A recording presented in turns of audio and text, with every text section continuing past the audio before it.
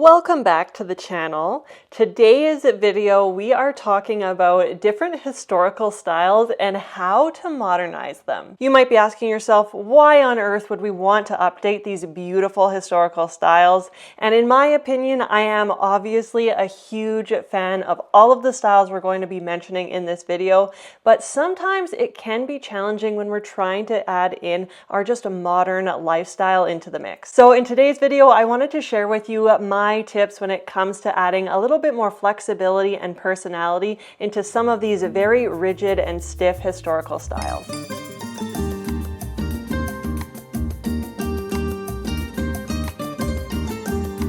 The first style we're going to be focusing on is Victorian interiors.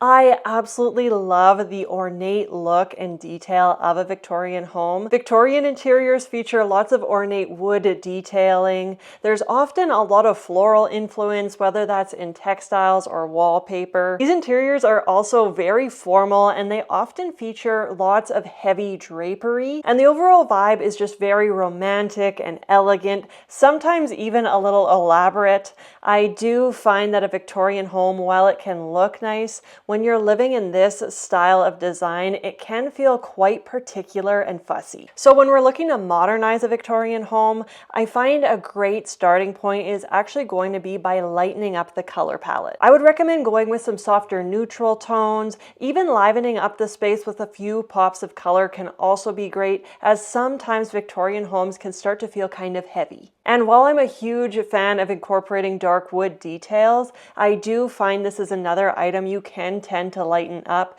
just by incorporating a few other varieties of shades of wood. Again, this is just going to help lighten up just this very heavy style. I also find mixing in different eras with a Victorian home is a great way to go, especially when it comes to adding more modern pieces. Going for pieces that have more of a low profile, a little bit more simplistic design, this can really help to pare down the visual impact of the space, and it is going to allow any of the very traditional Victorian items to really stand out and feel like a feature in the space. And truthfully, one of the best ways to add a little bit of depth in your space is going to be through contrast. So this is also why modern furniture pairs so well with that Victorian look. And if you are somebody who just loves to incorporate Victorian pieces in your home, I would always recommend looking for items that have just a little simpler detailing to them. This doesn't mean that you necessarily have to jump right in and incorporate modern elements. Sometimes you can find very beautiful Victorian items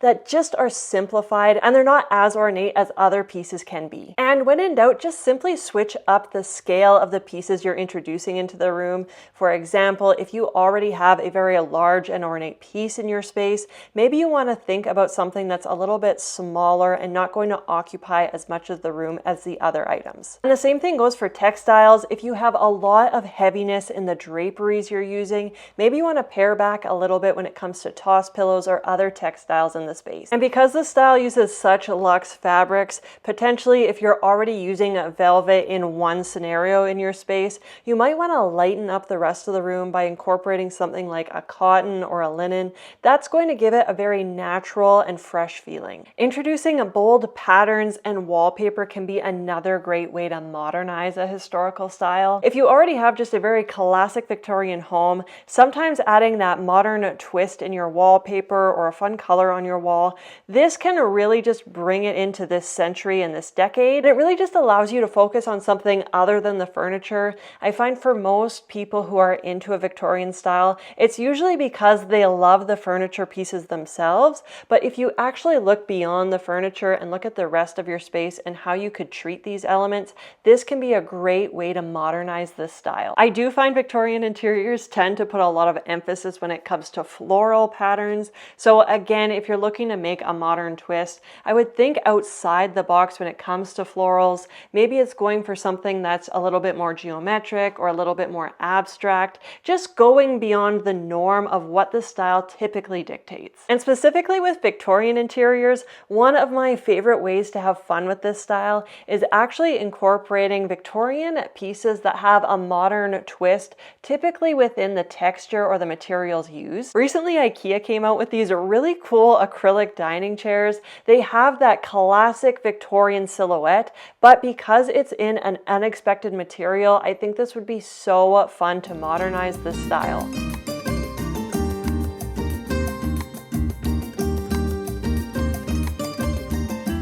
Next up, we have arts and crafts interiors. Again, this is just a very heavy style. It's very detail oriented, and there's a heavy emphasis on wood and craftsmanship. Furniture pieces within this style are often made of solid wood, and usually they are made by hand. I also find a lot of the colors used are going to be very natural, kind of earth tones. And even looking beyond the furniture and decor of this style, homes are usually very intricate. There's usually lots of molding and wall detailing, even coffered ceilings, just lots of wood and heavy emphasis to detail. The key when it comes to modernizing an arts and crafts home is simplicity. We want to look for items that have just very clean lines. We're going to allow those arts and crafts elements to stand on their own while just trying to pare back that style in the other elements we're incorporating. And because this style really embodies that feeling of richness, I wouldn't shy away from adding more wood tones into the space, but I would just be cognizant that the wood tones you're bringing in are just very simple, low profile. There just shouldn't be a ton of detail that you're adding back into the space. Again, I find an arts and crafts interior to be just very simple and earthy, so when you are incorporating other fun and playful elements in the patterns, this can be just a really great way to update the space. And one of my favorite ways of doing this is actually going to be through area rugs, because this takes up such a large section of the room and it really acts as the base of the rest of the style. This can be just a great kind of starting off point when you're adding more arts and crafts furniture back into the space. And just like Victorian interiors, it is really fun to just brighten and liven up the color scheme of an arts and crafts home. While subtle earth tones are key when you're working with this style, it can just bring more heaviness into the space. So if you go with a bold or unexpected choice when it comes to your wall color or just some of the colors you're using for your accents, this can be a great way to update the style and just have a little more fun with the space. And again, maybe you're somebody who just absolutely loves your arts and crafts furniture. An area you might want to look at updating instead could be your lighting. Using a unique table lamp or floor lamp, or even some fixed lighting items like a wall sconce or ceiling chandelier, these can be great ways to update your arts and crafts space if you have overcommitted to this style in your actual furniture pieces. And because the style's roots are in functional design, a great way to update this style of space is actually just by adding small bursts of personality through your accessories and other little trinkets on display. So if you have any kind of open shelving or ledges where you can actually add different accents, this can be a great way to add fun pops of color or interest in the items that you're choosing to put out on display.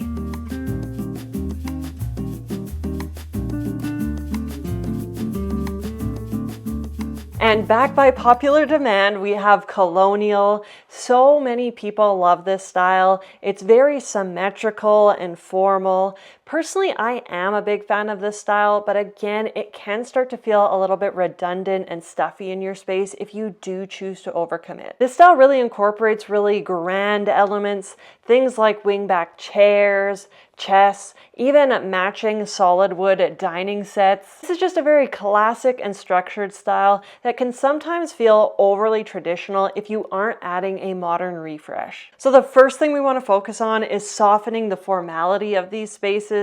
Again, there's typically a lot of symmetry, so if you are just swapping out some of those items for a piece that is a little asymmetrical, or it's just throwing off the balance of the room a little bit, this can go a long way in freshening up the look. Keeping it a little more casual and comfortable is a great way to update a colonial space, and I do find when you're incorporating elements of this nature, it's also going to help the room to feel a little more approachable. And adding in a few modern elements when it comes to lighting, furniture, or even your textiles is really going to allow the space to feel relaxed while still maintaining that refined personality. And because a colonial space is very neutral and subdued in in the color palette, I do find this is a great opportunity if you do want to add in a few accents when it comes to your colors. Some of my favorite ways of incorporating color are going to be through things like artwork or smaller accents like your textiles.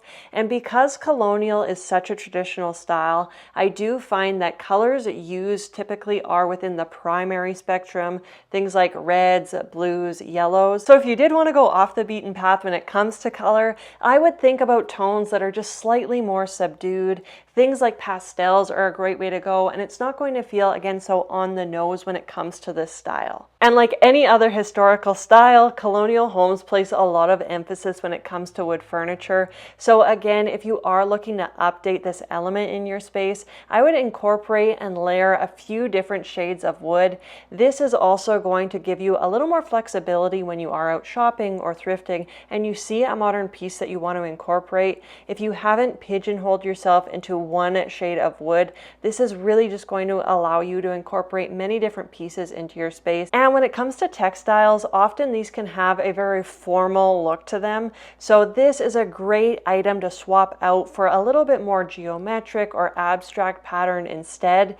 This can really just lighten up the room. And it's also a great way to go if you don't want to swap out any of your colonial furniture and you just want to add a very subtle way of refreshing the space. Unlike most traditional styles, a colonial home can often include artwork that's very rigid and repetitive. So I do find this is a great way if you want to add more of a modern piece, something that just sparks a little bit more conversation in the room and adds a little more depth and personality is a great way to go. Again, this would be a very easy item to focus on if you're not looking to update your actual furniture pieces. Swapping out your artwork can have a dramatic change in the room, especially when it's paired with some fun accent lighting or mood lighting. This can really just update the room without touching any of the larger pieces instead.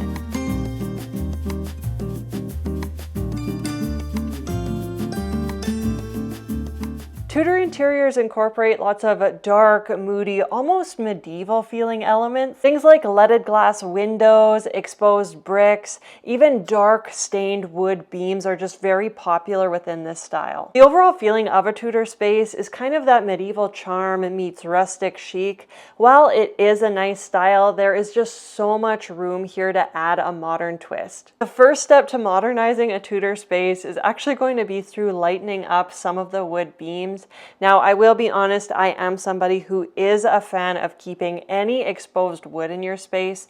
However, if it starts to really overwhelm the room, sometimes this can be a nice area to actually lighten up instead. And if there is just a lot of dark wood being used in the millwork details of the space, the same principles would apply when you're adding furniture items back in. You might want to focus on lighter woods or varying the different shades of wood tones you're using.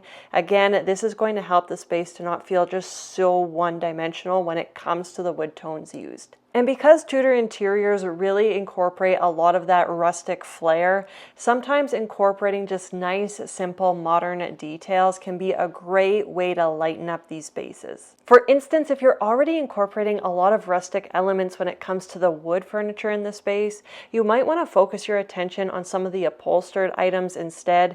You can give these more of a simplified, low-profile look, and this is really just going to pare back the space and allow the rustic items to actually stand out a little bit more. I do find Tudor interiors to be just very neutral, so again, a great way to modernize this look is actually going to be through infusing color. You really could do this in either some small accents or going a little bit larger when it comes to maybe your wall paint or your actual furniture pieces. Personally, I am a big fan of contrasting this style with a strong pop of color. I just think that's going to give it the biggest contrast and the most personality in your home. The Tudor style is all about natural materials. Things like wood and stone are very popular within this style. My personal favorite when it comes to updating some of these elements is to be looking at things with a little more sleek finish. So I really like using different metal textures, even a sleeker, more acrylic feeling can be a great way to contrast these materials. This can really give your space more of that modern perspective, and it's allowing you to focus on something beyond actual furniture items. You can hone in a little bit more on the materials you're selecting, and it can just be a little more digestible if you are choosing to focus more on the materials used. And because Tudor furniture can sometimes feel quite dark and heavy, a nice way to contrast this is actually going to be through infusing lots of textiles in the space. I always find a great way to soften a heavy space is going to be through the use of draperies and toss cushions. And again, my all-time favorite way is going to be through area rugs. This can really help a stark space to feel just a little more layered and comfortable and really break up the density within the room.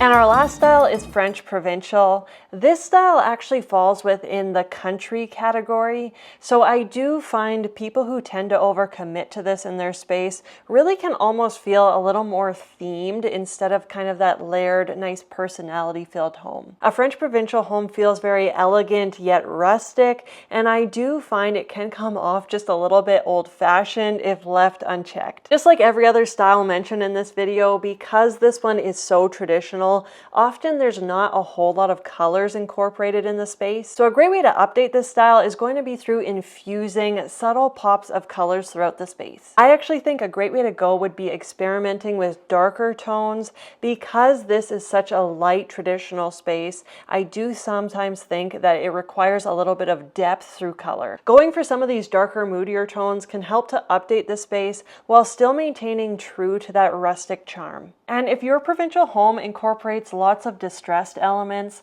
a nice way to modernize it can actually be through some luxurious finishes instead. Things like velvet, silks, even leather can be a great way of adding depth to a provincial space. And as somebody who absolutely loves draperies, I will say in a provincial home, if you feel like your space is just feeling too traditional, by removing your draperies and opting for a more simple window treatment, this can be a nice way of just eliminating some of that visual clutter in the space. When it comes to patterns, provincial interiors usually stick to very traditional items, things like small-scale florals, maybe a gingham or a stripe. So if you want to update these elements, I would actually go for more of a bold, abstract pattern. This is really going to give it more of that modern feel without actually updating the entire furniture piece. And because provincial interiors are quite rustic, I do find a nice way to refine this is actually going to be through the use of metallic finishes. In my opinion, this is always best achieved on some of your smaller accents,